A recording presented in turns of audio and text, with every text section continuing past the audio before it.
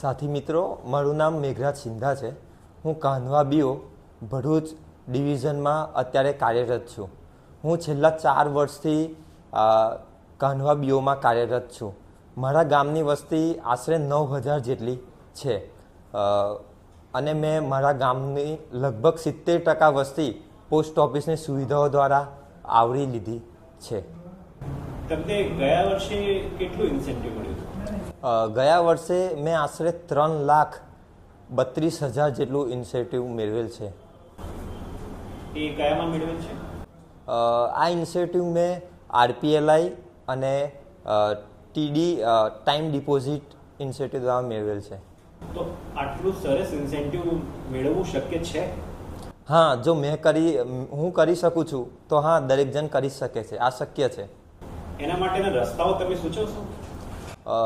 મારા કાર્યક્ષેત્રમાં હું અને મારા સાથી GDS ABPM છે. અમે આ બધી સુવિધાઓને લોકો સુધી સરળ ભાષામાં પહોંચાડીએ છીએ. જે ટાઈમ ડિપોઝિટ છે એ ટાઈમ ડિપોઝિટ બેંક અને પોસ્ટ ઓફિસનું જે ઇન્ટરેસ્ટ રેટ છે તેની સરખામણી દ્વારા લોકોને સમજાવીએ છીએ કે ક્યાં ઇન્ટરેસ્ટ રેટ વધારે છે. તેથી લોકો સહેલાઈથી અમારી ઓફિસમાં ઇન્વેસ્ટમેન્ટ કરે છે. તમને કેવી રીતે આ કામ કરવાની પ્રેરણા મળી? જે રીતે હું કામ કરું છું તે જ રીતે તેવી જ રીતે ઇન્સ્ટિટ્યૂટ દ્વારા મને કમાણી પણ થાય છે. સાથે સાથે ડાક સેવા જન સેવા આ વાતને પણ હું યથાર્થ કરી રહ્યો છું અને આનાથી મને સંતોષ અને આનંદ બંને થાય છે અને આ જ પ્રેરણાથી મને વધુ કામ કરવાની પ્રેરણા મળે છે. મને પ્રેરણા મળી કે જ્યારે મેં ન્યૂઝપેપરમાં વાંચ્યું ભરત પારેખ વિશે, જેઓ LICના એજન્ટ છે અને તેમને એક વર્ષમાં 4 થી 5 કરોડનું ઇન્સેન્ટિવ મેળવ્યું હતું અને તેઓ ખાતાકીય વ્યક્તિ પણ નથી. તો હું તો ખાતાકીય વ્યક્તિ છું અને મારી પાસે પોસ્ટ ઓફિસનો વિશ્વાસ પણ છે.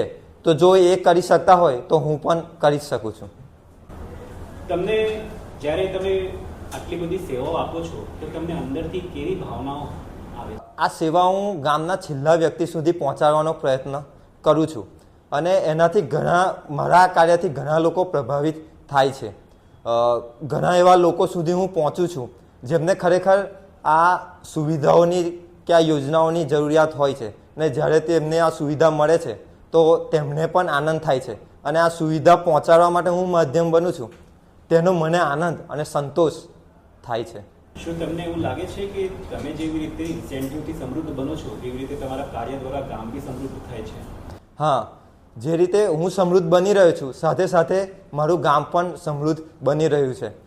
તેના લોકો બચત કરતા થયા છે અને તે તેમના ભવિષ્ય માટે બહુ મોટો મહત્વનો નિર્ણય છે. તમે તમારા સાથી BPOને કોઈ સંદેશ આપવા માંગો છો? હું મારા સાથી મિત્રોને એટલું જ કહેવા માગું છું કે જો હું કરી શકું છું તો તમે પણ કરી શકો છો. તો ચાલો જાતે પણ સમૃદ્ધ બનીએ અને સાથે સાથે ગામને પણ સમૃદ્ધ બનાવીએ. જય હિન્દ.